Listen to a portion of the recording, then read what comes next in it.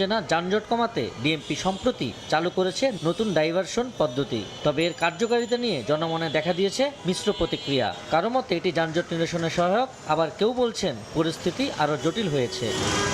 দুই city corporation এলাকায় বিগত ৬ মাসে ৬৯টি নতুন ডাইভারশন পদ্ধতি চালু করেছে ডিএমপি। মোহাম্মদপুর, আগারগাঁও এদিকে মনে হয় একটা সুবিধা হচ্ছে যাত্রীদের জন্য।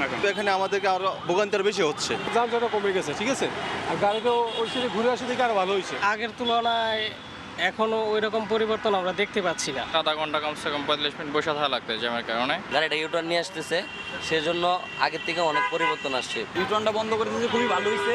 সব গাড়ি ঘুরা, যে সোজা যাবে যাবে, যে বামে যাবে যাবে। ঘুরে এসে আমার 1 ঘন্টা জ্যামে পড়তে হলো।